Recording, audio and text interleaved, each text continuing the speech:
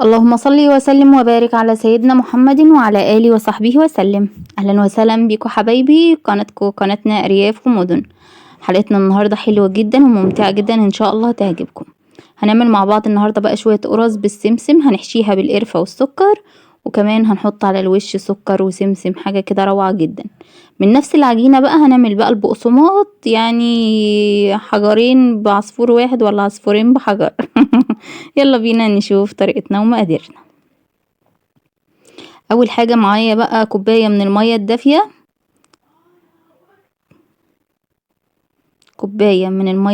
هنزل عليهم بكيس من الخميرة. طبعا المية بتاعتك تكون دافية، ما تكونش سخنة جدا علشان ما تموتش الخميرة بتاعتك. عندي بقى معلقتين من السكر، ونسيبهم بقى يختمروا كده علشان كمان نختبر الخميرة بتاعتنا علشان ما تبوظ لناش العجينة. نركنهم بقى على جنب ونشوف بقى المقادير بتاعتنا.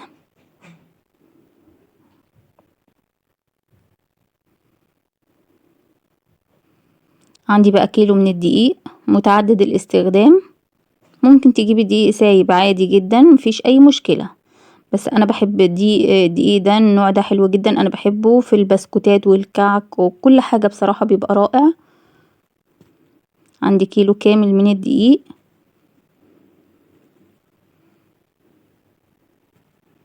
مقاديرنا سهلة وبسيطة، ذرة من الملح. عندي كمان كيس من بيكنج باودر، اي نوع بقى بتفضليه. هنزل بالكيس كله.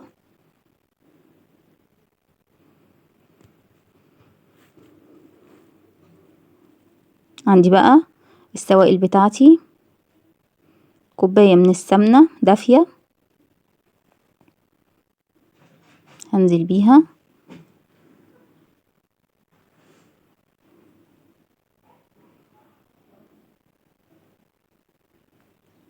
طبعا ممكن انت تضيفي سمنة على زيت، ما فيهاش اي مشكلة، هتبقى حلوة جدا.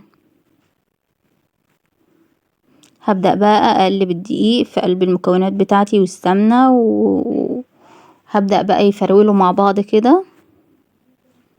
طريقة سهلة جدا ومقاديرها سهلة جدا وكمان غير مكلفة. طبعا عندنا كلنا سمنة في البيت، بس هتشتري الخميرة والبيكنج باودر والدقيق بس من بره، بس هتعملي ما شاء الله كمية كبيرة. يعني تقريبا انا طلعت تقريبا 25 قرصة حاجة كده، وشوية البقسماط اللي شفناهم في اول الفيديو. يعني انا ما كترتش بصراحة في البقسماط، لان انا عندي بيحبوا القرص اكتر. هنزل بقى بالخميرة بتاعتي، شايفين ما شاء الله فارت وبقت زي الفل ازاي.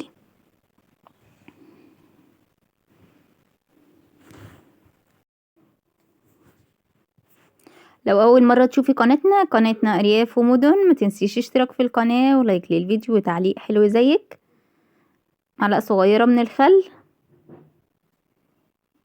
ممكن تستغني عنها، بس طبعا بتحسن العجينة بتاعتي.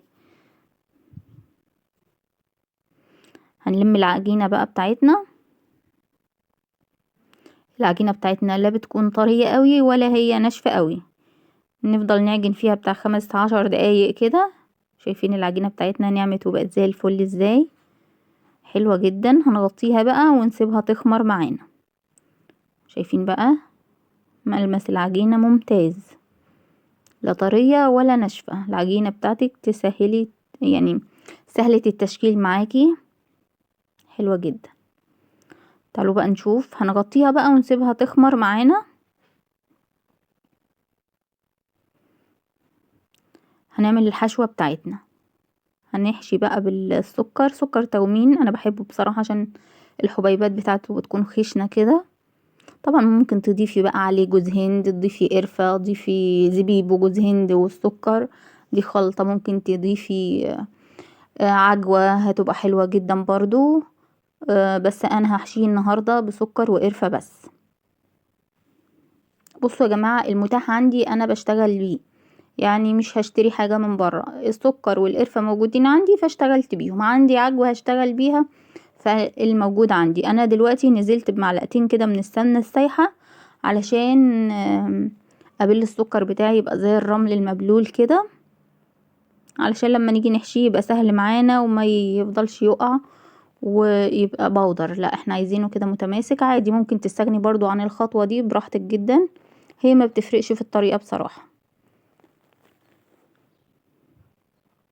دي الحشوة بتاعتنا بقى النهاردة، سكر وقرفة، حاجة تحفة جدا بتخلي القرص طعمها في منتهى الروعة.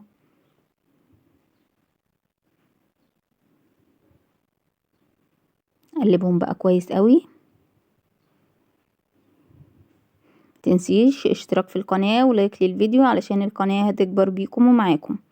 هستخدم بقى للوش شوية من السمسم على شوية من السكر، برضو سكر التومين معانا النهاردة هيبقى للوش، وكمان هنحشي بيه شوية كده من السمسم صغيرين على شوية من السكر. طبعا ممكن تدهني القرصة الاول بعسل اسود كده مخفف بمية، وبعد كده تحطيها في السمسم والسكر. بس هنشوف مع بعض هنعملها ازاي. بصوا يا جماعة الفيديو غير مكلف خالص، وبنشتغل بأبسط المقادير عندنا، اللي موجود عندك في البيت هنشتغل بيه. يعني مش هنكلف نفسنا وهنبدأ نشتري بقى مقادير كتير وكده، لا اللي موجود هنشتغل بيه. شايفين بقى العجينة بتاعتنا ما شاء الله اختمرت وبقت زي الفل اهي.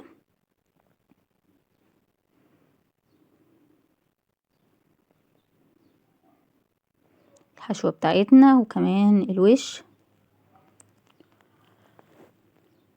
طلع بس الهواء اللي في العجينة.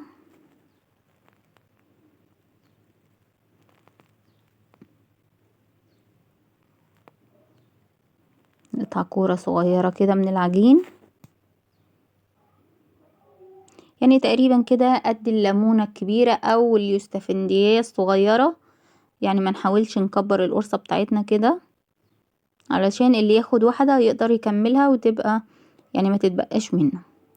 معلقة صغيرة كده ولا معلقتين من القرفة بالسكر. هنبدأ نقفل بقى، واي يعني زوايد كده معايا حاسة ان في زيادة كده في العجينة في ايدي هبدأ اقطعها.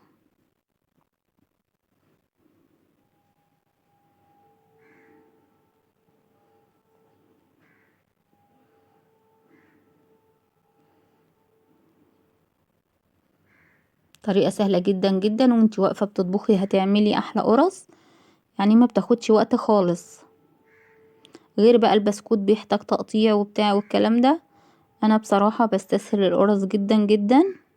طبعا عندك لبن رايب ممكن تعجني بيه، بس طبعا دي طريقة تانية. القرص دي يا جماعة ما بتكونش اللي هي بتبقى قطنية، لا دي بتبقى ناشفة شوية، بس طعمها بيكون في منتهى الروعة. عندي بقى الصاج بتاعي انا مش دهناه زيت. هنعمل واحدة كمان. طبعا احنا ماشيين خطوة خطوة علشان خاطر البنات الصغيرين اللي بيتعلموا ما تفوتهمش حاجة.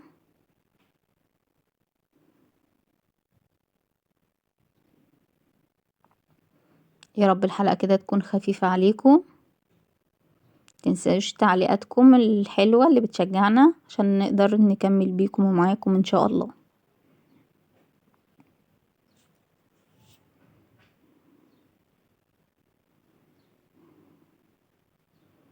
اي زيادة بقى في العجين بشيلها.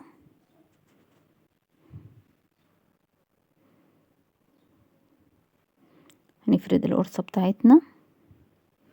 يعني القرصة بتاعتنا تقريبا كده بتبقى سمكها نص سنتي، متحاوليش بقى تعملي سمكها تخين.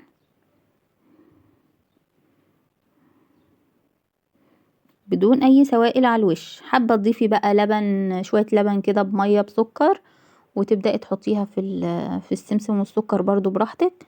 بس كده مشيت، يعني الموضوع مشي، يعني ما كلفناش، الدنيا مشيت يعني.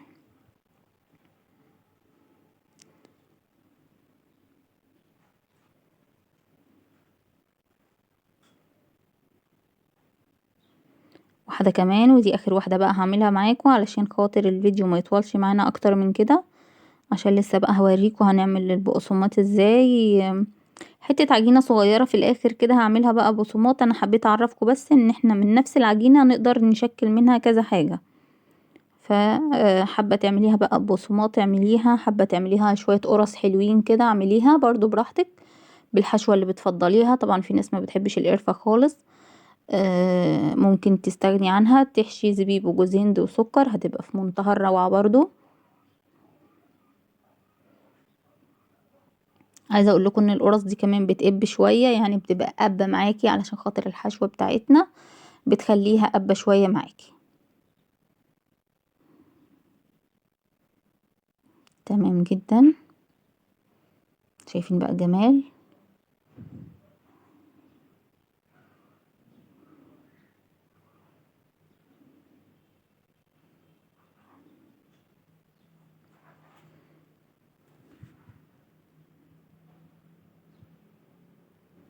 عندي بقى رصهم في الصاج كده. هخلص بقى كل الكميه وارجع لكم. دي بقى كل الكميه بتاعه القرص بتاعتنا. هنسيبها تختمر شويه كمان نص ساعه كده، لان احنا في الشتاء، فهنسيبها تختمر نص ساعه وندخلها بقى الفرن. دي اخر حته عجينه معايا بقى يا بنات. هبدا بقى اشكلها بقسماط زي ما احنا شايفين كده مع بعض. نلفها رول كده ونرش شويه سمسم، شويه حبه البركه اللي تفضليه اعمليه. عندي بقى شويه سمسم لفتهم كده على الصينيه، رشيتهم على الصينيه وبدات اقطع رول كده زي ما احنا شايفين صغير جدا، وبدات احطتهم في الصينيه. وكده خلصنا. اول ما القرص بتاعتك بتبدا تحمر من الاجناب بتبداي تفتحي الشوايه عليها شويه. وطبعا البصمات بتاعتنا عايزه اقول لكم قرمشه وحلوه جدا، شايفين من نفس العجينه. فاحنا ما عملناش كذا عجينه، هي عجينه واحده بس. ودي كل القرص يعني تقريبا زي ما قلت لكم طلعت 25 قرصه من الحجم اللي احنا شايفينه ده. حجم حلو جدا جدا، تقريبا كده ربع كيلو من البقسماط او تمن حاجه كده برضو. الحلقه حلوه جدا، يا رب تكون عجبتكم. جربوا بقى القرص بالطريقة الحلوة دي وقولوا لي رأيكم فيها. هنفتح بقى واحدة مع بعض كده ونشوفها. شايفين بقى الجمال ما شاء الله. زي ما قلت لكم القرص بتاعتنا بتبقى قابة شوية، جميلة وطعمها حلو، وكانت قلبة ريحة البيت يا بنات.